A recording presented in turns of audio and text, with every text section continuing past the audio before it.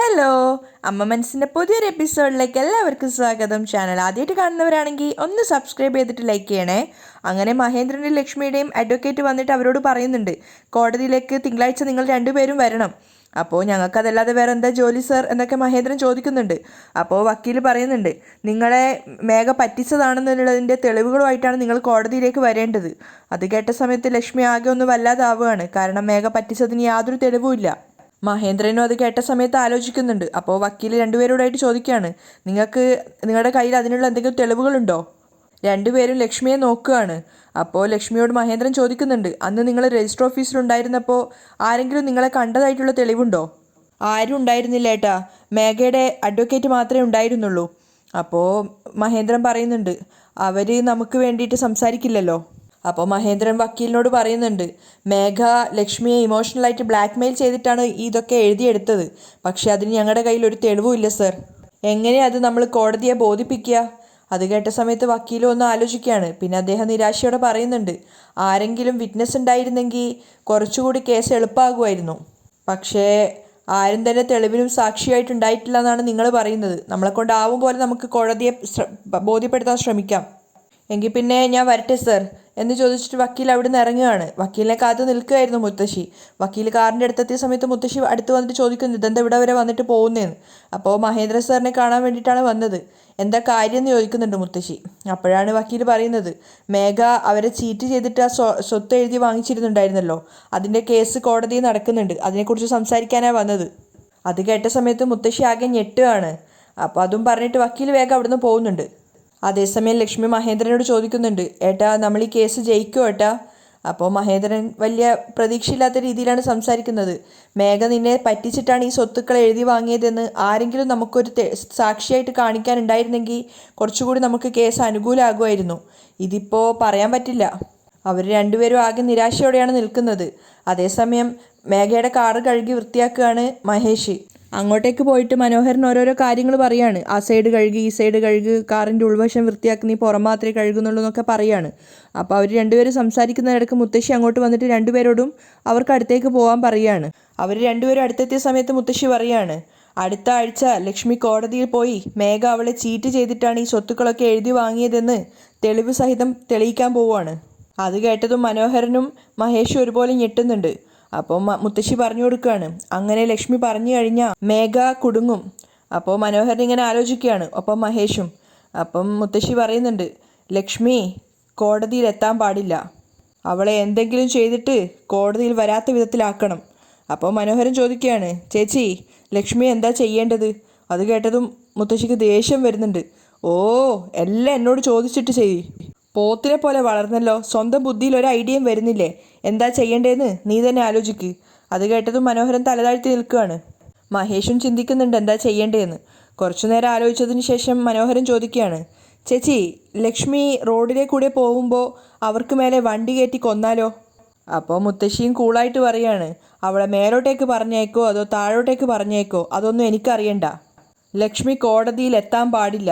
എന്തെങ്കിലും ചെയ്തിട്ട് അവളെ കോടതിയിൽ എത്തിക്കാതിരിക്കുക, മനസ്സിലായോ? ചേച്ചി പറഞ്ഞല്ലോ, ഇനി ഞങ്ങൾ ചെയ്തോളാം.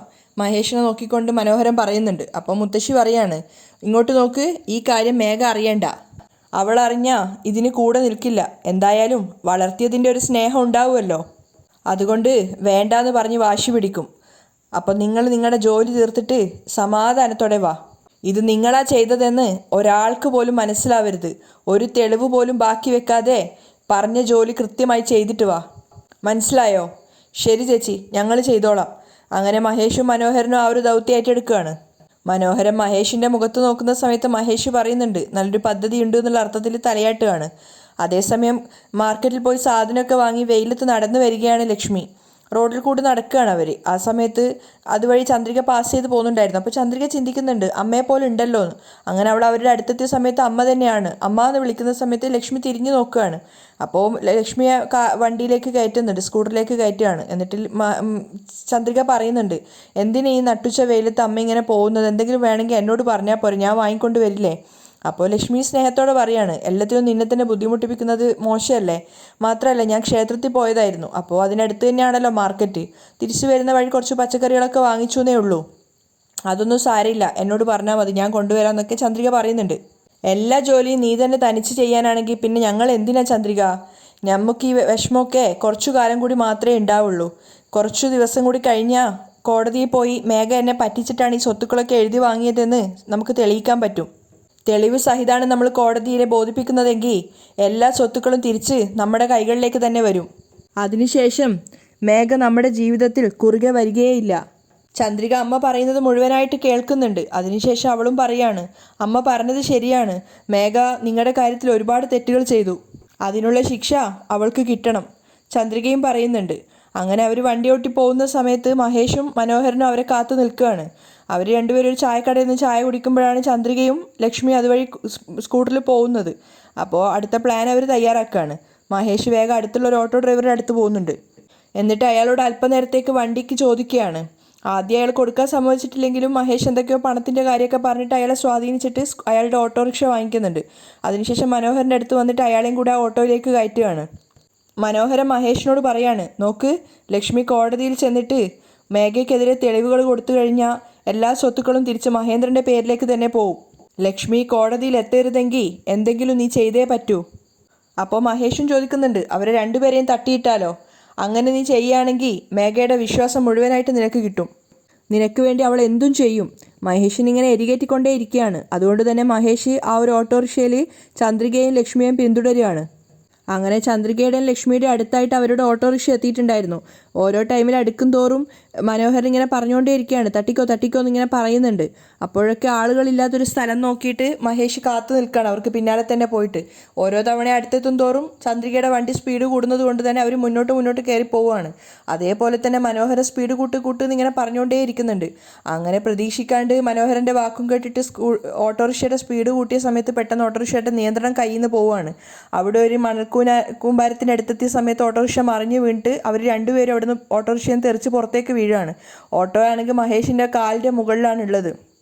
മഹേഷ് വേദന കൊണ്ട് പൊളയാണ്. ആ സമയത്തൊക്കെ മനോഹരൻ ഇങ്ങനെ ഓരോന്ന് പറയുന്നുണ്ട്. അയ്യോ, ഒരു ഓട്ടോ പോലും ഓടിക്കാൻ അറിയാത്ത ഇവനൊക്കെയാണോ ഞാൻ വിശ്വസിച്ചതെന്നൊക്കെ ഇങ്ങനെ പറയുന്നുണ്ട്. ആ സമയത്ത് മഹേഷ് പറയുന്നുണ്ട്, നിങ്ങളിങ്ങനെ പുലമ്പാണ്ട് ഈ ഓട്ടോറിക്ഷ എൻ്റെ മേത്ത് നിന്ന് എഴുന്നേറ്റ് മാറ്റി, അല്ലാതെ എൻ്റെ കാല് അതിൻ്റെ അടിയിലാണ് ഉള്ളത്. ഞാനും നിന്നെപ്പോലെ തന്നെ അപകടത്തിൽപ്പെട്ടതാന്നൊക്കെ മനോഹരനും പറയുന്നുണ്ട്. അവസാനം അയാൾ തന്നെ എഴുന്നേറ്റിട്ട് ആ ഓട്ടോ മഹേഷിൻ്റെ മേത്ത് നിന്ന് മാറ്റുകയാണ്, കാലിൻ്റെ മുകളിൽ നിന്ന്. അപ്പോഴേക്കും മഹേഷ് ആകെ തളർന്നിട്ടുണ്ടായിരുന്നു. മഹേഷിൻ്റെ കാലിൻ്റെ എല്ലൊക്കെ ഒടിഞ്ഞിട്ടുണ്ടെന്ന് അവന് സംശയമാണ്. അപ്പോൾ അവൻ തന്നെ പറയുകയാണ്, എങ്ങനെയെങ്കിലും എന്നെ ഒന്ന് ഹോസ്പിറ്റലിൽ എത്തിക്കുന്നു. അവസാനം മനോഹരൻ എങ്ങനെയൊക്കെയോ മഹേഷിനെ പിടിച്ച് ആ ഓട്ടോയിൽ തന്നെ കയറ്റിയിട്ട് ഓട്ടോറിക്ഷയിൽ ഹോസ്പിറ്റലിലേക്ക് എത്തിക്കുകയാണ്. അതിനുശേഷം പിന്നെ അയാൾ ഞൊണ്ടി വീട്ടിലേക്ക് വരുന്നുണ്ട്. അപ്പോൾ മുത്തശ്ശിയാണെങ്കിൽ അയാളെ കണ്ട സമയത്ത് ചോദിക്കുന്നുണ്ട്, ഇതെന്താ കാലിനൊക്കെ എന്താ പറ്റിയെന്ന്. അപ്പോൾ ചുറ്റിലും നോക്കി ആരുമില്ലെന്ന് ബോധ്യമായതിനു ശേഷം മനോഹരൻ ശബ്ദം താഴ്ത്തി പറയാണ്, ഇന്നലെ ലക്ഷ്മിയെ ഫോളോ ചെയ്തുകൊണ്ട് ഞങ്ങൾ രണ്ടുപേരും പോയിട്ടുണ്ടായിരുന്നു. അപ്പോഴാണ് കാലിന് ഇങ്ങനെ ഒരു അപകടം സംഭവിച്ചത്. അത് കേട്ടതും മുത്തശ്ശി സന്തോഷത്തോടെ പറയാണ്, ആഹാ, ലക്ഷ്മിയെ അടിക്കാൻ പോയ നിങ്ങൾക്ക് തന്നെ ഇത്രയും അപകടം സംഭവിച്ചിട്ടുണ്ടെങ്കിൽ ആ അടി കൊണ്ട ലക്ഷ്മിയുടെ അവസ്ഥ ഇപ്പോൾ എന്താ? അവൾ ഹോസ്പിറ്റലിലാണോ? അവൾക്ക് ജീവനുണ്ടോ?